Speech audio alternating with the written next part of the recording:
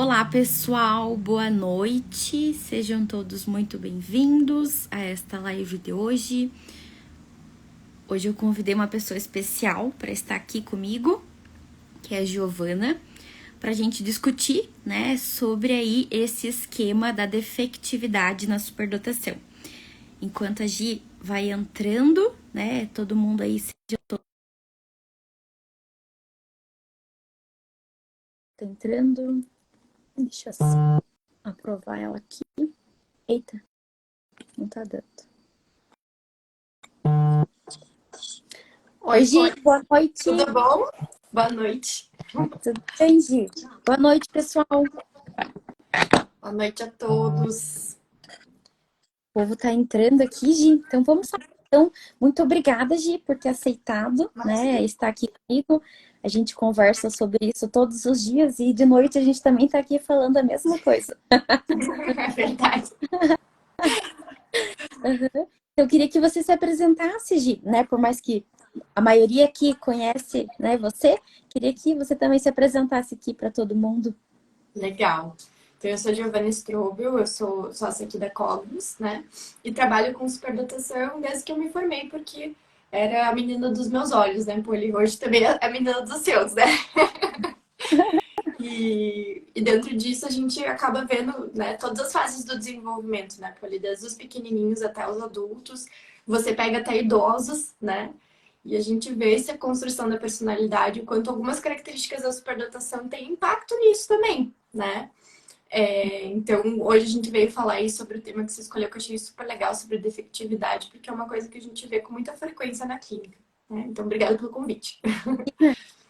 Acho que eu tô aqui, né, justamente porque foi a Gi, né, uma dessas pessoinhas aí responsáveis por eu gostar desse assunto, né, foi a pessoa que me, me orientou, né, no sentido de, né, é um público, né, foi me passando em vários casos e acabou que eu comecei a, né, estar dentro aí desse universo e cada vez mais, né, estudando e compreendendo e atendendo, né, esses pacientes que chegam até nós, né, na Cognos. Então a gente foi aí tanto unindo os conhecimentos, né, quanto as nossas figurinhas, né, sobre esse atendimento. Então hoje eu convidei a Giovana, né, para aqui comigo, para a gente conversar sobre a defectividade, que é a sensação de se sentir defeituoso, de se sentir inadequado, de se sentir né, ali do superdotado. É claro que essa sensação pode estar em uma pessoa também que não é superdotada, né, porque é um traço da personalidade, mas a gente vai focar aqui, né, a nossa pessoas que são superdotadas. E por que eu te digi? Acho assim que cada vez mais eu recebido assim pacientes que me buscam tanto para terapia quanto para ação, que não acreditam, né, no potencial que eles têm, até por primeiro eles buscam avaliação. Ah, eu acho que eu tenho TDAH, acho que eu não consigo me concentrar. Ah, eu acho que eu não sou bom, acho que eu procrastino demais, acho que eu sou muito ruim, que eu não consigo persistir em tarefas, né? Do que de fato para investigar suas habilidades ou investigar suas forças, né? Então, assim, eu noto que é um cenário, né? Tanto nesses dois serviços, né? Às vezes acaba chegando esses pacientes com esse perfil. Não sei se é algo que aparece para você também. Nossa, você foi falando, eu fui pensando nos meus pacientes. É bem isso. Eu acho que é uma falta de. Até eu vou pegar esse gancho, assim, porque eu acho que é uma falta de conhecimento sobre si. E não no sentido, assim, de que a pessoa não tem uma capacidade de autorreflexão, autopercepção, não é isso.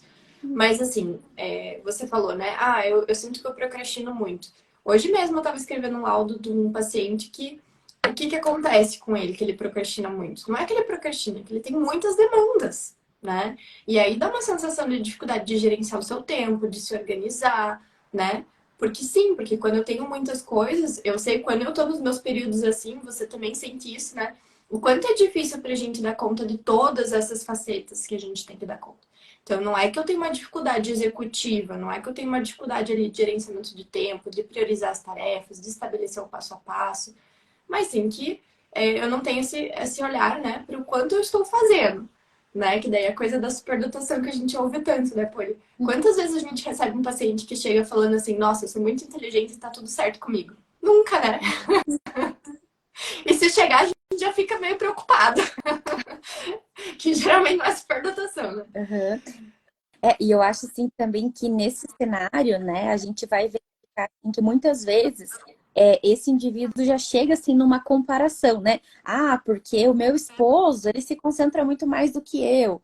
Ah, porque as pessoas que trabalham comigo, nossa, elas produzem muito mais, elas têm muito mais ideias do que eu, né? Então, geralmente já vem aí um senso de inferioridade, de comparação, né? Eu acho que isso também é bem frequente nesse público, né? Quando eles chegam até um atendimento, né? Seja de terapia ou de avaliação.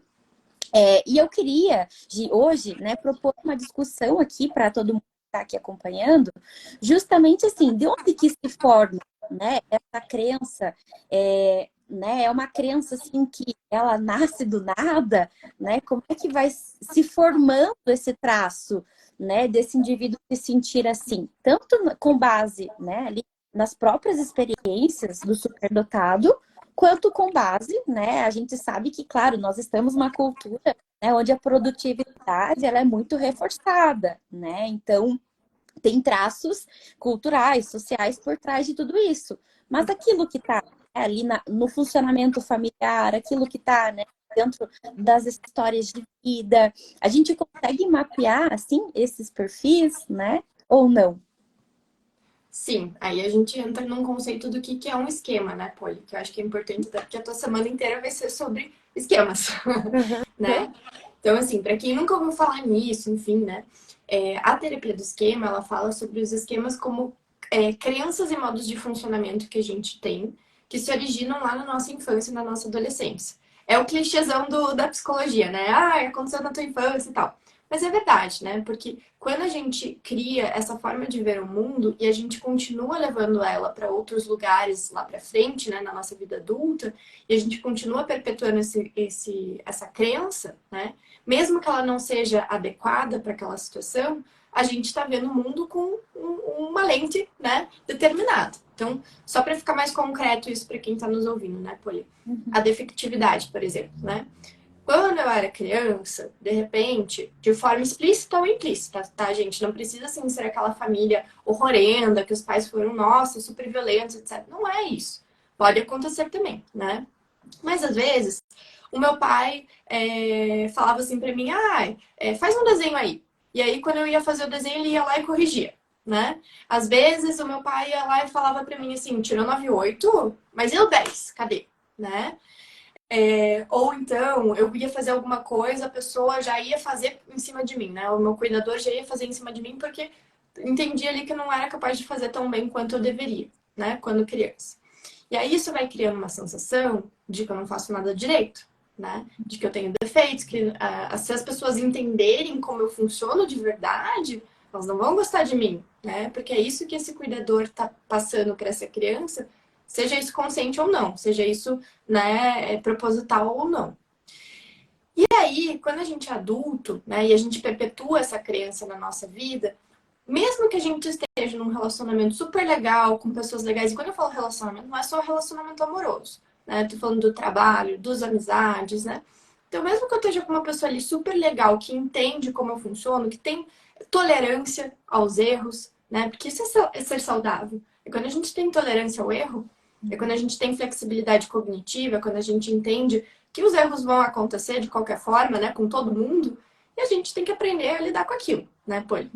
E aí, mas a gente que, né, cresceu com esse esquema aí, talvez, de defectividade, vai aplicar isso em diversos contextos. Então, quando meu chefe fez uma cara mais feinha, assim, porque de repente ele estava pensando em outra coisa, ou ele estava mesmo, ele não gostou do projeto, mas aquilo aciona em mim uma coisa assim, ixi, o problema sou eu, né?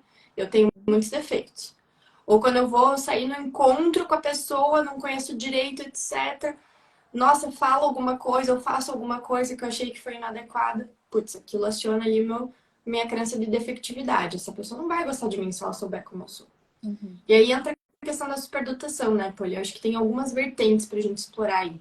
Vou jogar algumas pra você. Primeira coisa, superdotado é uma pessoa muito sensível, né? E aí essa criança muito sensível, ela tá prestando atenção no que esse cuidador tá gostando e que ele não tá gostando. Então talvez, por isso que eu falo, talvez não seja uma família assim totalmente inadequada, né? Mas essa criança tá muito sensível ali ao que tá acontecendo. E aí ela percebe quando a mãe não gosta de alguma coisa, quando o pai não gosta de alguma coisa, né? E na vida adulta isso se perpetua. Quantos dos nossos pacientes não falam isso? Que eles são muito sensíveis, que eles pegam as coisas no ar, que eles percebem a dinâmica ali da coisa, né?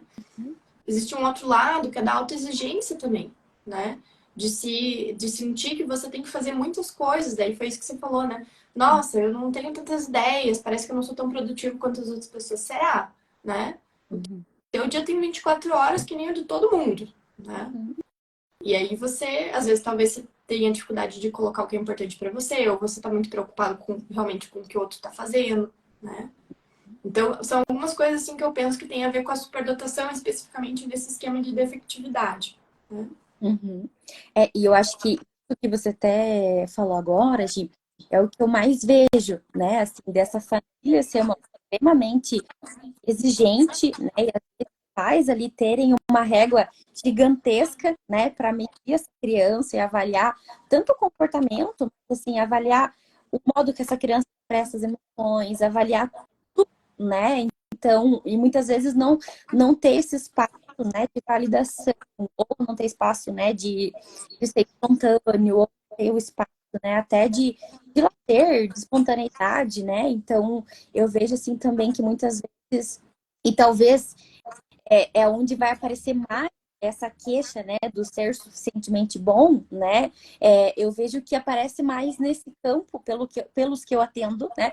Aparece mais no campo profissional, educacional, né? Do que de vida pessoal. Não que não possa aparecer, né, em relacionamento, mas assim, no consultório eu sinto que é onde a dor, né, ela mais pega nesse campo do profissional, educacional, né, e dessas questões mais assim de rendimento mesmo, né? E aí você até trouxe vários exemplos,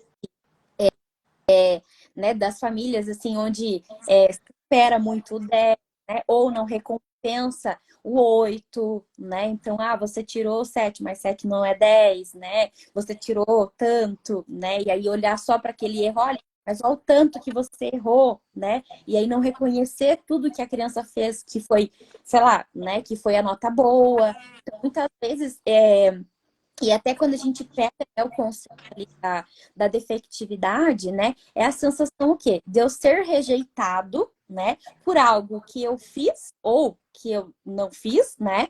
Mas por uma pessoa muito significativa para mim, né? Então eu coloco assim, olha, né? Até assim a criança ela vai fazer essa ligação direta, né? Porque eu não tirei 10, que o meu pai não me elogiou, ou porque eu não tirei 10, né? Que eu não fui suficientemente bom, ou eu não tirei a melhor da sala, não ganhei lá o prêmio de poesia, então as pessoas não vão gostar de mim, né? E até quando a gente pensa nesse esquema da definibilidade, né? Ele né, arraigado de vergonha, né? Porque a criança ela se sente defeituosa e ela fica com vergonha dela, né? E aí ela assim anulando tudo que ela fez bom, né? E pensando nesse caso, por exemplo, de uma criança que tirou 7, o pai, beleza, né? Tipo, seguiu a vida, não recebeu esse 7, ela vai ficar envergonhada, né? Insegura, indecisa com aquela nota que ela teve e ainda mais, né? Sentindo ali que ela não é suficientemente boa. Então eu vejo que aparece muito nesses aspectos mais assim laborais, educacionais, né, Gi? Eu acho que você, assim, dois pontos importantes você trouxe. O primeiro é que, às vezes, até não é uma fala punitiva, mas é uma fala ausente, né? Então, essa criança fez uma coisa tão legal, tão sensacional, né? E aí esses pais não validam, né? Não falam, olha que legal que você fez, nossa, que bonito, etc, né? Então, essa falta de validação é isso que você falou, assim, Poli. Ela vai trazer uma insegurança. Será que o que eu fiz foi bom o suficiente? Porque eu achei legal, eu achei que foi bom o suficiente. E ninguém falou nada. E às vezes os pais fazem isso para tentar não fazer com que essa criança fique arrogante, né? Eles percebem, né? Então, voltando ao contexto da superdotação, tem tanta facilidade, faz tanta coisa boa. Não vou ficar enchendo o balão dessa criança, né? Uhum. Mas de vez em quando a gente precisa falar para essa criança que ela está fazendo bem alguma coisa, né? Uhum. E aí, em relação ao trabalho, pô, até vou fazer um merchan aqui, né? Que é a razão para existir o equilibrar ser, né? Por que o burnout na superdotação é tão esquemático, né? Por Uhum. que a gente entra em ciclos de burnout e não sai? Né? Por isso, né? Não é simplesmente, quando a gente pensa em burnout, talvez a gente pense assim, ah, é uma situação de trabalho específica. Ah, então eu estou trabalhando num lugar que exige demais. Ou trabalhando num lugar que tem relacionamentos ali que estão tóxicos para mim. Ou, enfim, né? Canoli. Ó, o Canoli participando das lives como sempre, né? E então a gente começa, né, a pensar nesse tipo de situação. E na superdotação, quando a gente vai olhar para o burnout, a gente vê que é uma coisa cíclica, que independe de onde eu estou, independe de quem eu estou, por quê? Porque é esquemático. Porque eu estou correndo atrás do meu rabinho, né, achando que eu não sou suficiente nunca. E que eu preciso fazer muitas coisas, e que eu preciso ser muito sensacional para as pessoas reconhecerem em mim. E às vezes não é uma coisa assim do reconhecimento arrogante, egocêntrico, não é? Do tipo, nossa, olha só que estrelinha brilhante que eu sou, né? Às vezes é uma questão assim de, será que eu tô sendo bom o suficiente? Será que as pessoas estão vendo isso em mim, né? Então a gente vê assim tantos pacientes que têm assim projetos tão legais, coisas que eles fazem, né? E às vezes até trabalham muito, né? Se esforçam muito para fazer aquilo acontecer. E aí chega no fim do dia, eles têm feedbacks positivos. As pessoas falam para eles: nossa, como você faz bem tal coisa. Nossa, quando você falou sobre aquilo foi fantástico. E aí a pessoa não sente aquilo como verdade, né? Isso é esquema. Isso é essa crença arraigada que a gente tem, porque isso Uhum. fez parte de quem eu fui quando eu era criança e adolescente. Eu cresci entendendo que o mundo era assim. Uhum. Então, quando alguém tá falando isso pra mim, eu penso que estão puxando meu saco. Ou eu penso que aquela pessoa só tá falando pra ser educada, né? Eu penso tudo. Menos que, de fato, aquilo é verdade. Uhum. Né? E eu acho também, né, gente, assim, dizer que quando é um esquema, é que é carregado de dor, né? Então, assim, sentir que eu não sou bom, ou sentir que eu sou defeituoso, né? Ou que eu sou inferior aos outros, é extremamente doloroso, né? Então, muitas vezes até pode levar, né, a crise de ansiedade, a questões, né, e ficar hipervigilante pensando em formas, né, que eu poderia ter um outro comportamento diferente, então, e até deprimido, né, também é comum, né, ou entrar em quadro de exaustão, como você estava falando. E eu até fiquei pensando aqui, Gi, porque, né, a gente vai trazer aí essa semana várias, várias palestras, né, várias lives a respeito dos principais esquemas que geralmente, né, superdotados aí possuem. E um dos esquemas, né, que eu vou falar lá na quarta-feira, vai ser o esquema dos padrões inflexíveis, né?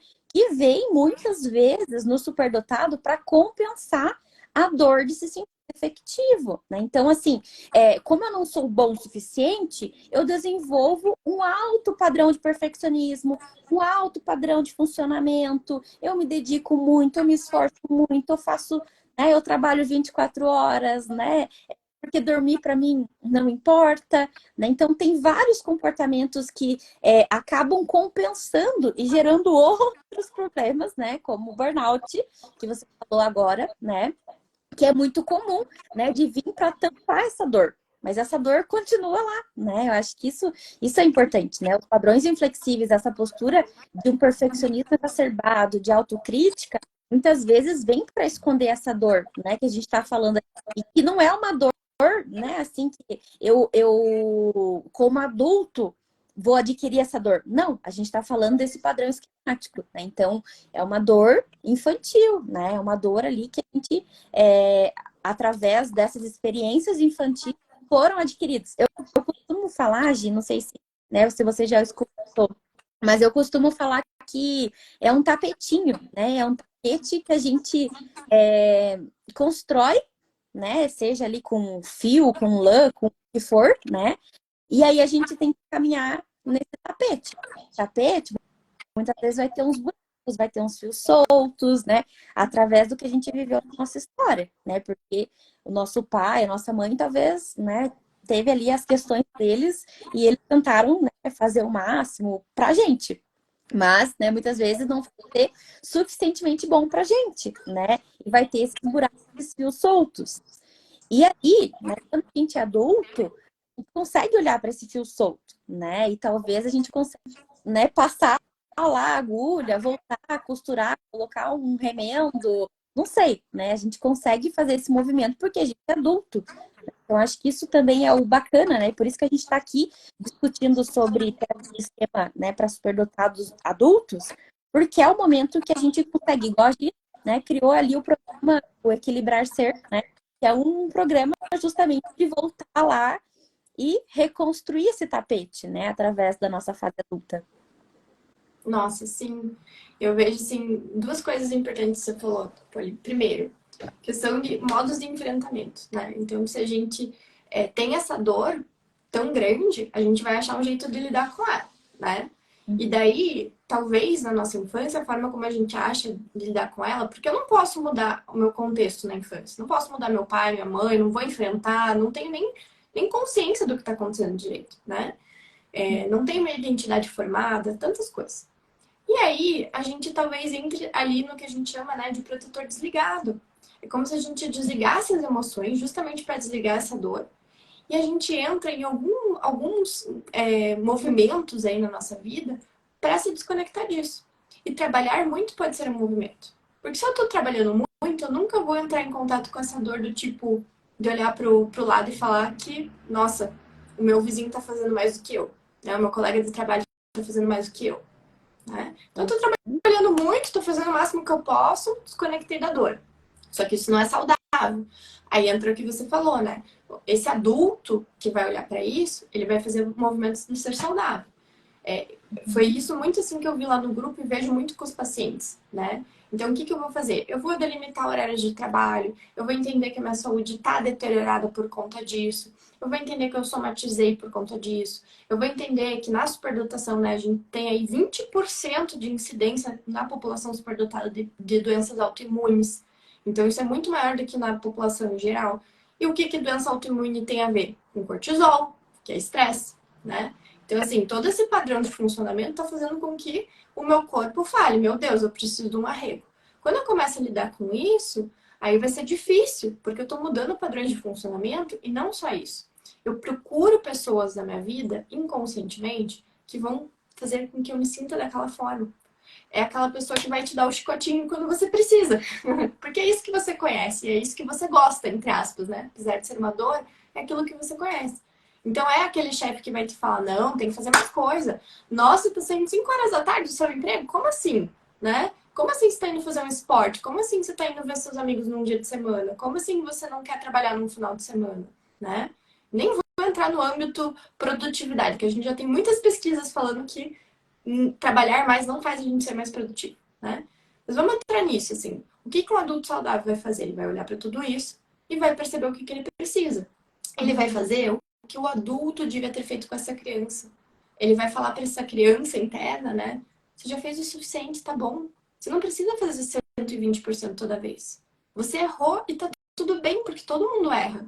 Quando o teu colega erra, você não se sente... Você quer punir ele ou você sente que tá tudo bem, né? Porque ele é uma pessoa.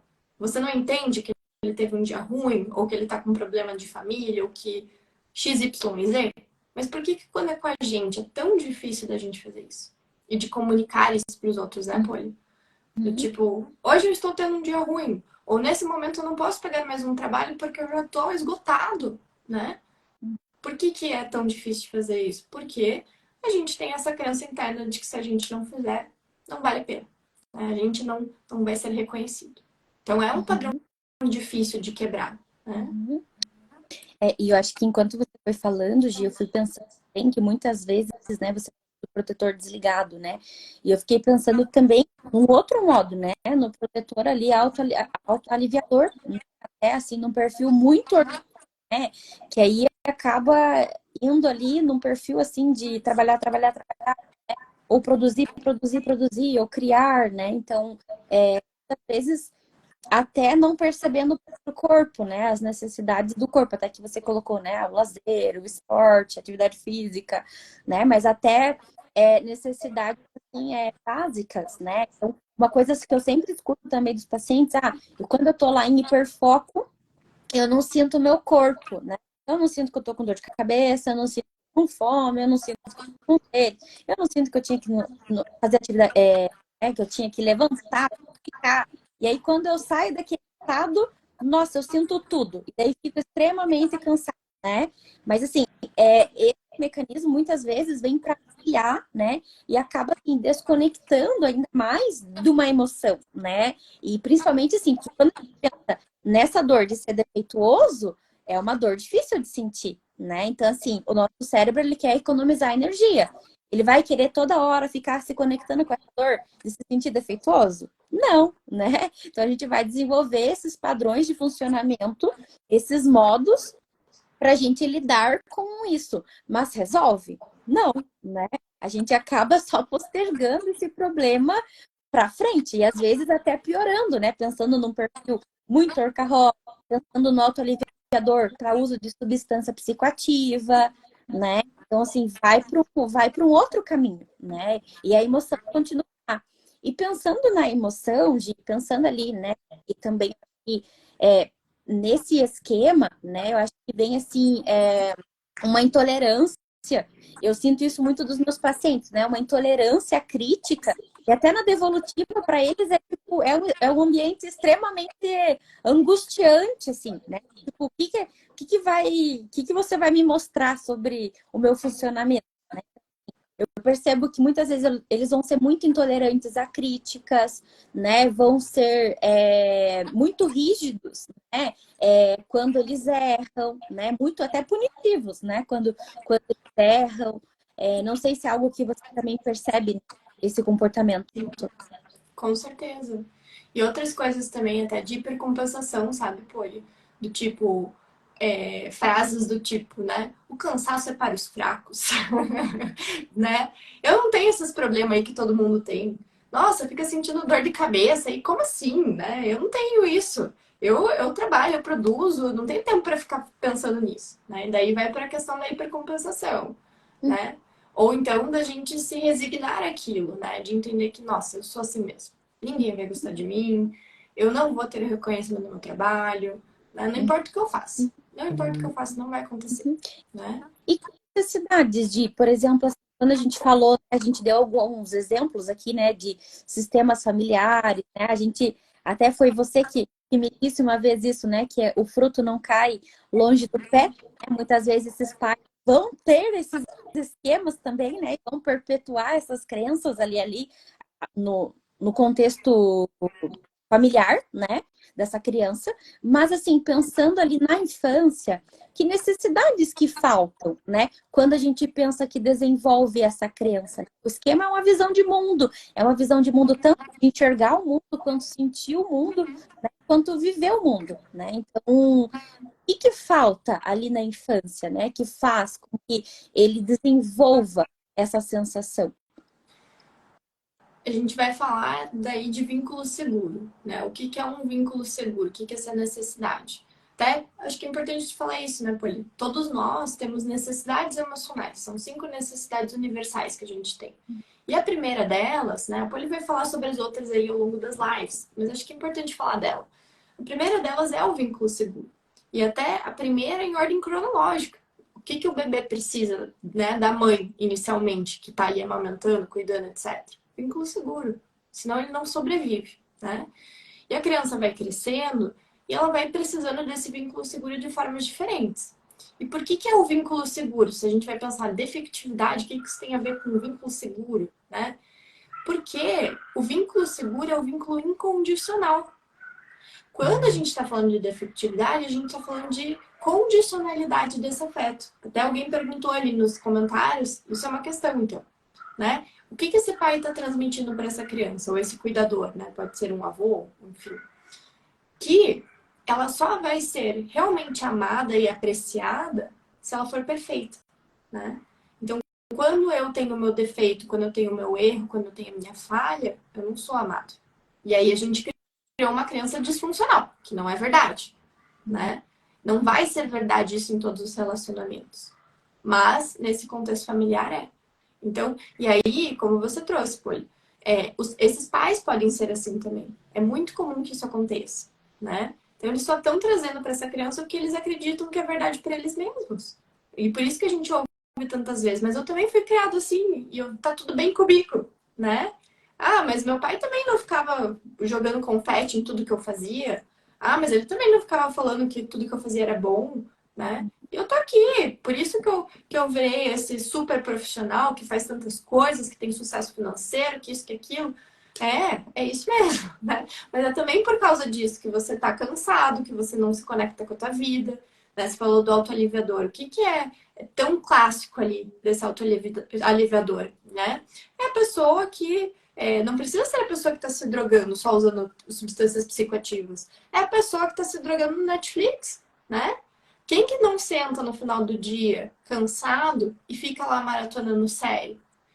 Uma coisa, gente, a gente sentar na frente da TV porque a gente quer, porque é gostoso, que você vai assistir um filme, que você vai chamar alguém para assistir com você, né? Você vai fazer aquilo ali com prazer. Outra coisa é quando a gente desliga o cérebro e a gente só tá lá de corpo presente, né? E aí a gente vai fazer isso com várias coisas. Pode fazer isso no esporte também, né? Então aquela pessoa que, nossa, vai correr maratona e tal, é uma forma de se desconectar, né? Não tô falando que quem corre maratona, quem assiste Netflix, tá desconectado. Eu tô falando da forma como a gente faz isso, né? É a pessoa que vai buscar os relacionamentos amorosos compulsivamente, né? A gente sabe que o sexo é uma forma de também se desconectar. Então é isso que eu tô falando, não é que todo mundo ali que tá tentando buscar um relacionamento amoroso tá se desconectando. Não, muito pelo contrário. Mas a gente pode fazer isso de uma forma de se desconectar, né? Então é isso, essa família, ela incitou nessa criança que ela se desconectasse, para que ela sobrevivesse nesse ambiente, né? Porque a crítica o tempo todo, esses pais, daí tem, né, um outro modo que a gente chama, né, de pais punitivos, pais críticos. A crítica o tempo todo, ela não é sustentável, ninguém aguenta isso, né? E aí, por isso que os nossos pacientes vêm nos perguntar, né? Mas eu acho que isso é verdade, porque no meu trabalho isso acontece também, porque nos meus relacionamentos isso acontece também, né? Mas sim, a gente escolhe ambientes onde a gente vai perpetuar essas crenças, né? E aí, quando a gente começa a fazer esse movimento saudável, você deve ver isso com muitos dos seus pacientes.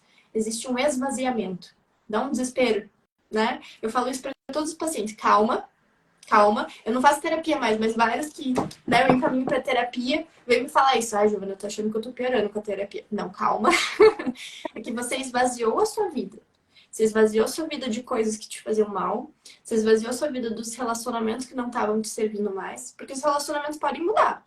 Às vezes, quando a gente coloca um limite nesse relacionamento, se ele é um relacionamento saudável, a pessoa vai aceitar isso, vai se adaptar àquilo que eu tô pedindo. Porque não é nada fora do normal, né, Poli? É só respeito as minhas necessidades. Uhum. Mas existem relacionamentos em que isso não vai se sustentar. E aí eu vou perder, né? E aí dá um esvaziamento assim na vida dessa pessoa quando ela tá nessa fase da terapia, que dá um desespero. Mas depois ela vai conseguir encher de outras coisas muito mais saudáveis, né? Uhum. E eu acho também, né, Gi, que muitas vezes, né, esse adulto vai buscar, né, na alimentação, né, também serve ali um outro método, né, por mais que você não falou aqui, mas também entra no modo de aliviar as emoções. E eu fiquei pensando também, Gi, que muitas vezes não por exemplo, assim, eu ser sempre, né, da crítica ou, né, da rejeição, eu não vou desenvolver esse padrão, né? Muitas vezes a falta do reforçamento, falta, né, dessa orientação, dessa validação também vai gerar, né? Então, assim, meus pais nem ligavam, né? Se eu fizesse certo, se eu fizesse errado. Então, às vezes, isso também, né? A falta ali de um reconhecimento e muitas vezes um reforçamento positivo, né? E assim, espontâneo, né? Verdadeiro, né? Que e incondicional, né? Porque até já vi assim superdotados me trazendo, né, crianças, trazendo, né, que os pais geralmente fazem como se fossem robôs, assim, tipo, né, assim, não é verdadeiro, né? Eles têm isso, né? Então, assim, eles sentem esse sinal quando não é verdadeiro. Então, acho que isso também é importante. Às vezes não vai só a crítica ou só a rejeição. Às vezes a falta, né? Ou esses comentários muito assim, que nem robotizados, dessa família também, né, vai levar a esse tipo, né, de padrão e de crença, né, Gi? Sim. Aí para pra pensar, por que será que esse pai tá tendo um comentário tão robotizado? Pois é, esse Vamos. pai provavelmente tá cansado, tá sobrecarregado, né, tá ali dentro do sistema que a Tá gente... desconectado, né? Exatamente. E os adultos, Gi? Que necessidades, né? Que todo mundo que está aqui, né, tem papais, tem pessoas adultas, né? Pacientes meus, pacientes seus aqui. Como esses adultos podem, né, buscar assim ter esse potinho, né? Pensando que como adultos a gente pode encarar essa dor, né? Lidar com essa dor não é fácil, né? É um processo de terapia inteiro para a gente lidar com essa dor e sentir que verdadeiramente a gente é suficientemente bom por aquilo que a gente é, né? Mas como, né, ajudar, né, no sentido assim de o que esses adultos podem fazer, o que eles precisam, né, pensando no suprimento desse amor incondicional, dessa sensação, né, de me sentir, né, amparado ou me sentir, né, suficientemente bom. Eu não posso falar, não posso deixar de falar de fazer terapia, né, Poli? Eu sei que essa é a resposta de todos os psicólogos e todo mundo vai falar, ai, meu Deus do céu, né? Mas é verdade. Como é que a gente vai mexer nisso? Assim, a gente pensa no esquema como o teu ponto cego. Como que você vai conseguir mexer nesse ponto cego? Você não tá vendo ele, né? Então você precisa da ajuda de uma pessoa que tá ali com esse olhar, né? E que tá especializada para lidar com isso para te ajudar. Então, primeiro ponto, terapia, né? Mas segundo ponto, eu acho que é um pouco do que eu falei antes, assim, de você conseguir dar uma limpada na sua vida dessas situações onde você sente que os vínculos não são seguros, né? Quando eu falo isso, gente, eu não tô falando assim de pessoas que vão suprir 100% das nossas necessidades 100% do tempo, porque isso é impossível, né? Existem pesquisas até, o Gottman, que é um pesquisador da área aí dos relacionamentos, ele fala sobre isso, né? Que nos relacionamentos bons, né? Nos bons relacionamentos que vão durar, que vão, né? Enfim, a gente tem as nossas necessidades supridas 60% do tempo. O que quer dizer que 40% do tempo o nosso parceiro não consegue suprir nossas necessidades. Então faz parte da gente ser um adulto saudável a gente entender isso, né? Que a pessoa não tá ali para nos servir e que a gente também não tá ali para servir os outros 100% do tempo. Ok? Primeira coisa. Mas, quando eu vou pensar nos meus vínculos seguros, eu vou pensar quem é a pessoa no meu trabalho, nas minhas amizades, nos meus vínculos amorosos, que gosta de mim, mesmo quando eu tô lá sendo defeituosa, né? Vamos usar essa palavra. Que gosta de mim mesmo quando eu falho, que gosta de mim mesmo quando eu não tenho tudo certinho. Que quando isso acontece, não tá apontando o dedo para mim, mas sim me ajudando a passar por isso, né? Me ajudando a ser tolerante comigo mesmo, me falando que tá tudo bem, né? Que todo mundo tem dias ruins. Então, quem são essas pessoas da minha vida? Esses são os meus vínculos de fato seguros, né? Então, essas são as pessoas que eu vou querer cultivar. Ah, Gi, mas eu tenho poucas pessoas assim. Vamos pensar em uma pessoa, talvez, na minha vida que seja assim. Ok, não tem problema. Porque agora que você identificou que isso é um fator importante nos seus relacionamentos, você vai saber o que buscar. E aí, quando você estiver se envolvendo com outras pessoas e você começar a ver esses padrões de comportamento críticos, punitivos, rígidos, você já vai ficar tipo, opa. E quando eu falo isso, eu não tô querendo demonizar ninguém, sabe, Poli? Porque todo mundo tem esquemas. Eu não tô falando que a pessoa que é mais rígida, mais crítica, etc., não merece ser amada. Talvez eu seja essa pessoa, né? Mas o que eu tô falando é, será que eu consigo colocar um limite nessa pessoa e ela aceita? Ela para pra pensar, tipo, nossa, é verdade, desculpa, né? Eu passei do limite com você. Ou ela reafirma a posição dela, né? Então eu acho que é um pouco disso, assim. Pra gente encher nosso potinho, a gente precisa olhar para nós mesmos, aí eu recomendo um processo terapêutico. A gente precisa ter bons vínculos que vão nutrir isso na gente. Então, por isso que eu falo, né, de olhar para quem são esses vínculos seguros, né? E a gente ter mais tolerância com nós mesmos. A gente entender que a régua, eu sempre falo isso, né? A régua do superdotado lá. Então, imagina uma régua que vai do 1 até o 10, né? O que o superdotado faz? Ele vive no 12, que nem existe na régua, né? E aí eu falo isso muito porque é mais concreto, né? Principalmente para as crianças. Eu falo, gente, a gente tem que viver no set, entendeu? O set são as coisas que a gente faz no nosso dia a dia, que a gente tem que dar conta, que a gente tem que fazer muito bem, né? E o 10 são as coisas assim que a gente fica empolgado, que a gente vai se dedicar, que a gente vai dar nosso tempo e tal. O 12 não existe, o 12 não existe. Não é possível a gente viver no 12 o tempo todo. Né? Então, é entender que eu nem sempre vou conseguir fazer 100% do que eu posso. Isso faz parte. Né? Nem o CPU trabalha 100%. Se trabalhar 100%, pifou. Então, por que a gente tem que fazer isso? Não tem como. Né? Então, eu diria essas três coisas, Poli. Autoconhecimento, bons vínculos e tolerância consigo mesmo. Uhum.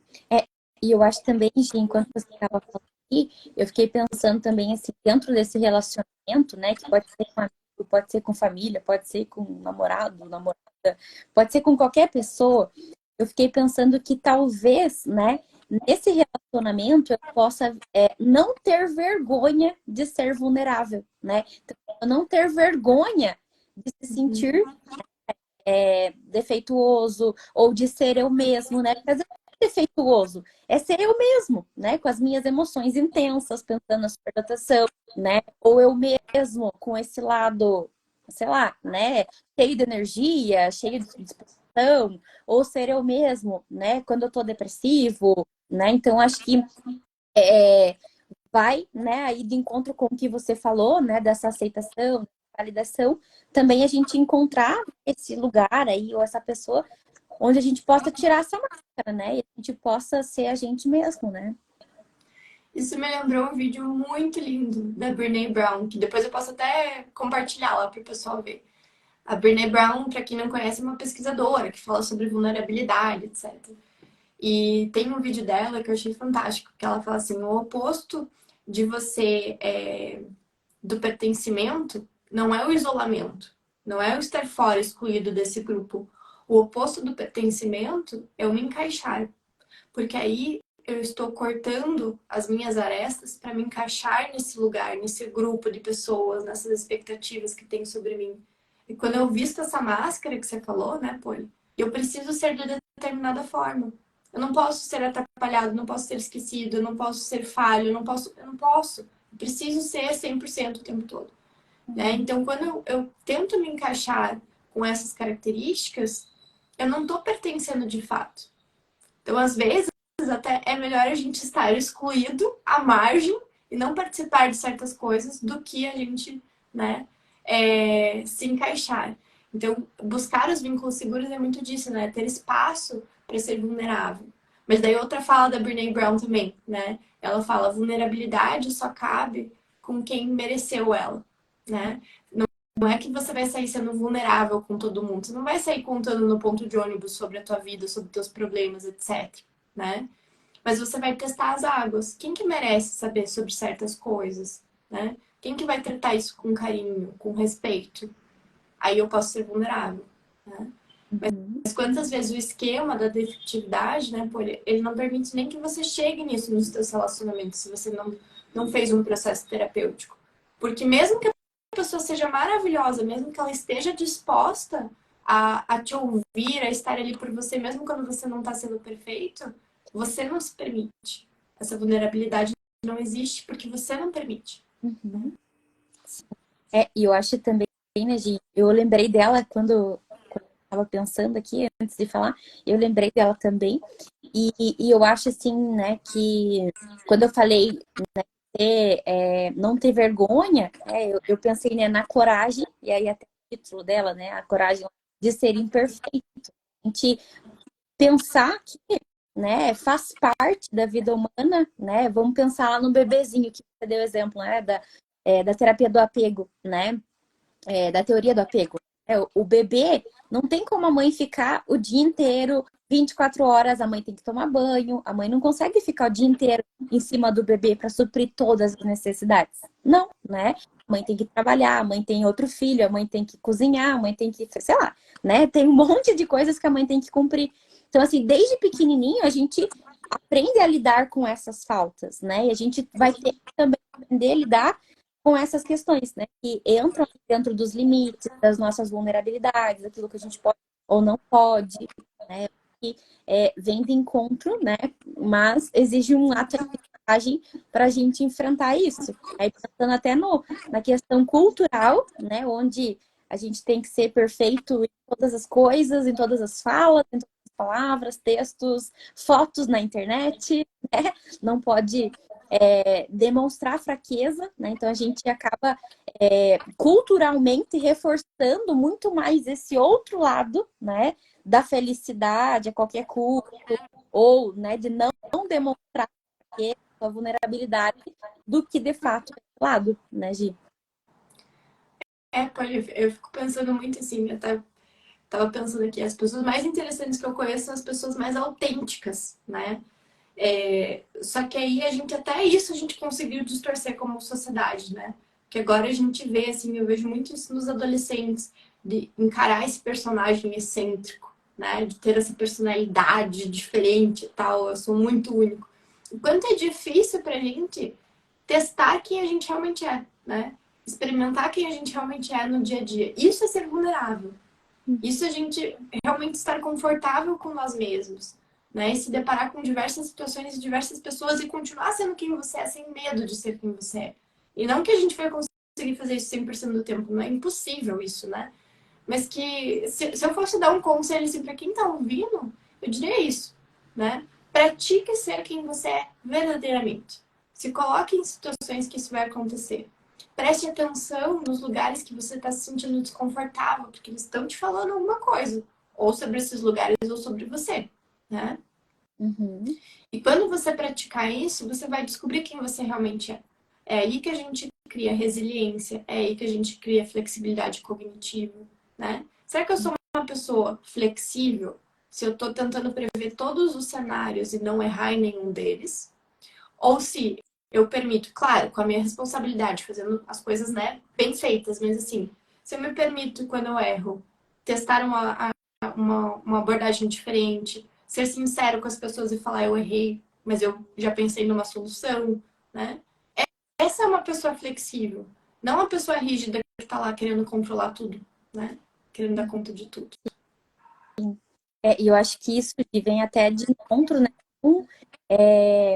com o que eu tenho pensado, assim, né, na minha prática clínica. Eu acho que, né, eu me deparei aí com um cenário onde não vou conseguir atender todo mundo, né, então, diante disso, esse meu lado saudável, né, fez com que eu tivesse ideias e pensasse em soluções. Então, né, hoje eu queria, né, aqui dizer para vocês, né, que eu estou lançando um novo projeto, que é um projeto de autoterapia para superdotados, né, onde eu tenho ali meus conhecimentos da terapia do esquema, que é essa terapia que eu e a Gi, né, fazemos parte aí, temos essa formação, juntamente, né, para trabalhar aí com as questões da superdotação, né, que envolvem as relações sociais, que envolvem as próprias crenças dos superdotados, que envolvem os seus padrões de autofuncionamento. Então, eu preparei, né, um projeto que tem a duração ali de setembro até dezembro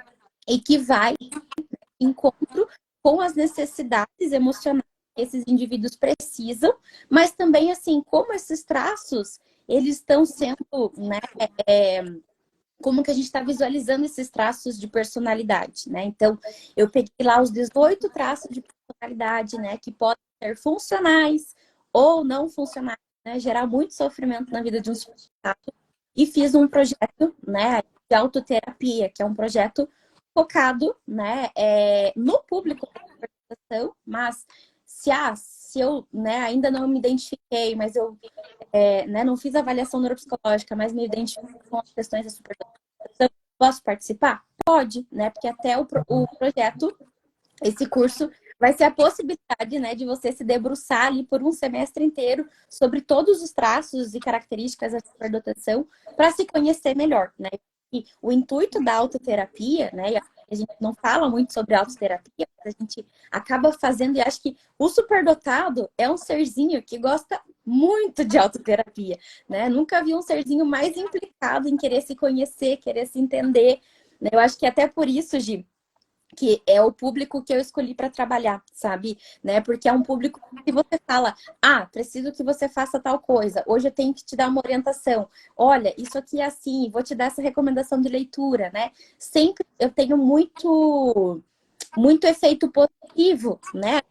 São pessoas muito implicadas em quererem se conhecer, em querer se aprimorar, querer se entender, em querer viver uma vida mais saudável ou uma vida mais plena, né? Então, por isso, né, que eu trouxe esse projeto até para pessoas assim que não têm a possibilidade de fazer um acompanhamento psicológico, né, como a gente colocou aqui, individualizado, mas que eles podem, né, estar praticando o autoconhecimento, implementando todo, né, esse arcabouço da terapia do esquema e esse lado do adulto saudável, né, que a gente falou aqui hoje, através dessas reflexões, né, no grupo de autoterapia para superdotados.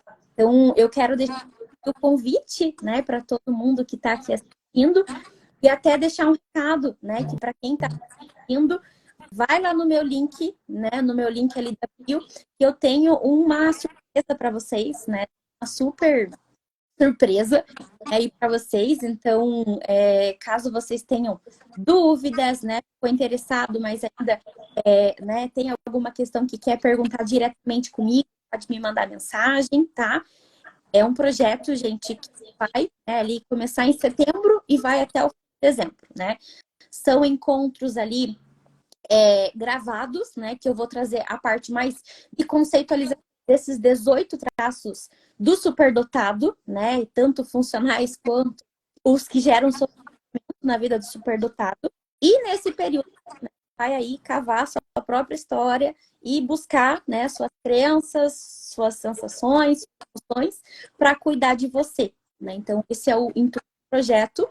Mas a gente vai ter encontros ali mensais também de forma ao vivo, né? Ao vivo, com profissionais da área que eu estou preparando para vocês essa surpresa também, tá, gente? Então, fica aqui, né, o meu convite a todos vocês que estão aqui nos assistindo hoje. Não percam essa oportunidade, né? Eu abri ali um descontão para quem está aqui nessa semana de lives, né? Então, o desconto vai de hoje até sexta-feira. Depois disso, eu vou fechar esse desconto, tá? E é isso, então. E eu vi que tem algumas perguntinhas, algumas questões aqui, mas acho que a gente acabou já falando, né?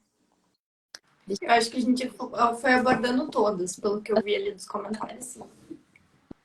Então tá. Você quer Isso, falar? estou perguntando se o grupo vai ser online. Vai ser gravado e aí vão ter os encontros online, né, Poli?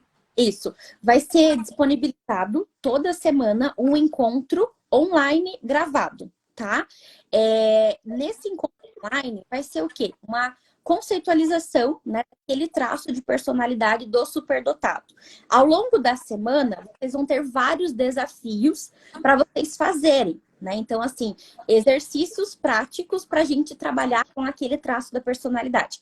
Por exemplo, a gente trabalhou aqui hoje a defectividade, né? A defectividade, ela é um dos traços de uma pessoa superdotada, né? Então, a gente, ao longo da semana, vai ter vários exercícios para serem feitos, tá? E esses exercícios vão sendo feitos e vão sendo compartilhados em um grupo privado no WhatsApp. E aí, uma vez por mês, a gente vai fazer esse encontro geral com todos os participantes, e aí de forma ao vivo, né? Para que todos ali interajam, compartilhem suas experiências. Então, a gente vai ter esse momento de troca também uma vez por mês, tá, gente? Né? Então, eu tenho preparado esse material e espero, né, que vocês gostem dessa oportunidade. Acho que vai ser muito bacana, até para quem, né? Eu falei aqui das pessoas que não fazem terapia, mas aqueles que fazem terapia, eu acho que também talvez, né, seja bem importante, porque vai de encontro com tudo que talvez você já está trabalhando, né, em psicoterapia, mas claro, né, pela abordagem da terapia do esquema. Legal, Poli. Legal. Então tá, gente, desejo uma boa noite, então, a todos vocês. Muito obrigada por ter aceitado esse convite, por ter, né, disponibilizado aí essa noite de hoje, né, para estar conversando com a gente. Obrigadão, Gi. Fundo do coração. Foi um prazer, foi muito legal. E para quem perguntou se vai ficar gravado, né, Poli? Vai ficar gravado nos 2 perfis. Então podem assistir lá depois. Então, então, obrigada, Gi. Boa noite, gente. Um abraço, um beijo. Amanhã temos mais live. Amanhã estarei por aqui novamente. Tá bom? É isso, gente. Boa noite para todos. Boa noite, gente. Tchau, tchau. Até amanhã.